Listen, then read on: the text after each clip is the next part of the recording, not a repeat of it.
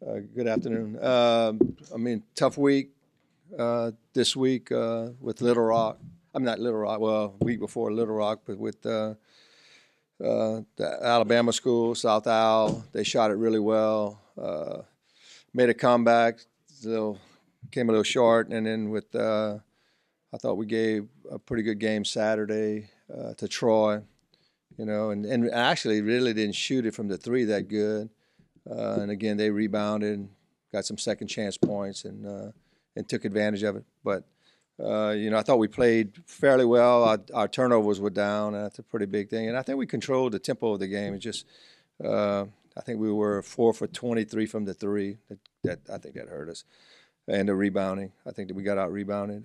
This week, going into the Georgia schools on Thursday, we got Georgia State coming in. I know they're playing a lot better. They got a win over Arkansas State, and then Georgia Southern on Saturday. They got a win against Little Rock at their place. And this week's big for us. It's Garry Brodhead walk and our pink game. We're really proponents. Our team, our program is proponents for breast cancer. We've been doing this for a while, and it's only the second annual walk for Garry Brodhead Foundation, and the foundation is mainly used to try to provide a scholarship for a UL scholarship for someone that has cancer or someone in their family that has cancer, and we've done pretty good, raising money for it, and we're going to continue to try to raise money for it to provide that family with that opportunity here. And I think it's big, and more than that, about awareness, and just we'll have survivors there on Saturday that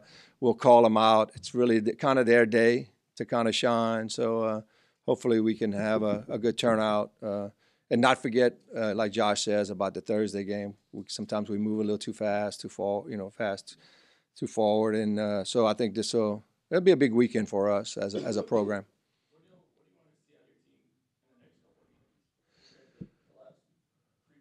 Well, when we finished up on Saturday, that was kind of the thing was, we thought we played well. We just got to finish. I thought toward the end of the game, we made some stops. That was our biggest thing. Can we make stops? And we took the lead by 3, and then all of a sudden they get a rebound. They shoot a 2 to get a rebound, and they hit a 3. And I think that was kind of a tough situation, but that happened kind of throughout the game, but mostly toward the end of the game. I thought we were making stops and not getting rebounds out of them. So that's one of the things that we talked about. And then just, I was kind of proud of the fact that the way we took care of the ball and how we created the tempo of the game. It's hard to do against them, is to slow them down, and I thought we did, And I saw a comment from Coach Rigsby about how, they felt that they got away with one, and I felt the same way. Where is the team right now? I'm sure y'all were playing real well before this 3-game losing streak. I'm sure the confidence was real high. Did that do anything to them? How do you sense the team was? Well, I thought maybe after the South Al game, coming back, and getting back at 2 in the morning, they looked tired. But, man, they came in on Friday they were ready to play. And I think that's just the way of the world now. When you play against somebody that you really challenged, like the Troys and all that, they show up. So practice was really good Friday. And then Saturday morning, here you go. You think maybe it's going to be kind of tough in the shoot around. It wasn't. It was like you could see a lot more energy. And I thought we played with a lot more energy than we did in the South Al game. So I think we're in a pretty good situation where we know that we have to win. That's kind of almost how we are for 8 years. It's like, man, our back's kind of against the wall now. We got to win some games, and this will be a big week for us. And I really feel they're going to show up, and I think they're in a good place. How different are the Georgia matchups, and how concerned are you with the fact that they're kind of getting a little steam too? I think it's a big difference in the style of play. Georgia State wants to pound it inside. They're very athletic. They don't really shoot the 3 as much as Georgia Southern. Georgia Southern likes to shoot the 3. They're more guard-oriented. Their post play is, not as dominant as Georgia State. And, I kind of wish we were playing opposite. I'd rather play the shooters first and then the inside game after, because it's a hard adjustment. I think that's what happened last time. When we played Georgia State first, we ended up winning, but we slowed down their inside game, and then we go to Georgia Southern and we didn't slow down their outside game. I think they made 14 threes that game, and it was a tough game. So, it's the way they score them in offensive transition is very difficult to guard. So it'll be a big week.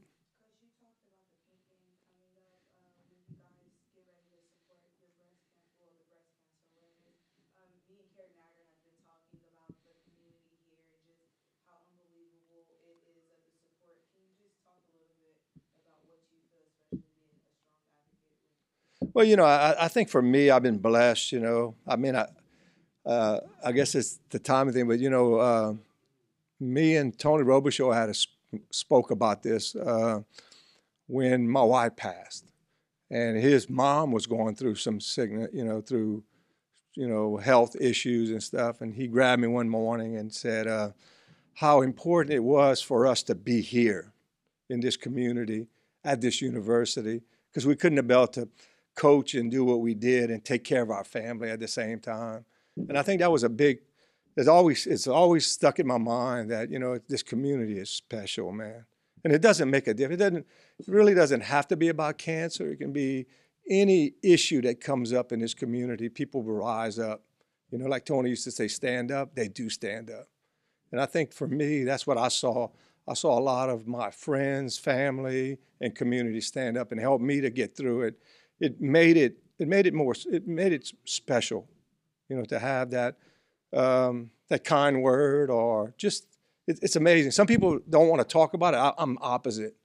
I'd rather talk about it and get through it. And so, man, I had so many people that were calling me and concerned about my program and all that. So it's a blessing to be here, truly a blessing to be here. So, again, we don't thank the community enough for what they do for us. All right. And one more question. Okay. You're playing after that big emotional thing. What's your experience at McNeese and here on that Saturday? I tell you what, it's awesome. I wish everybody could be in the locker room to me, to hear the stories of the survivors, and my kids, our players, get so much out of it. They listen to the story, and it's always woe is me a lot of times. Man, I'm having a bad day, but then you listen to them, and man, it's their day, to come in and to share with us. And it was like that at McNeese. There's not a dry eye in the locker room, and to be able to go play after. So, well, I mean, are you concerned about? No, man, it's emotional. It gets us going, and I think it gets us going in the right direction, and start thinking about other people's lives and what they're going through, and how blessed we truly are to have health. I mean, our health is extremely important, but we take it for granted. So that day in that locker room, and even after, Kevin, when we get to have post game and all that, it's special. It's just a special day to a special community. Eventually, actually, my assist club member, my president of my assist club, was in this morning, and they're organizing. And she just wants to make it bigger and better. Like, she's talking about a 5K next year and this and that. And I mean, I think that's what it's all about. Can we grow this thing to get more awareness? And it not just about breast cancer and not just about women, but all of our community and every kind of cancers. My family's had all kind, and to me, it's just the awareness and how we can try to fight this disease. And one day we can get up here and say, hey, we finally cured this, or we have a cure that's helping people live longer and better lives.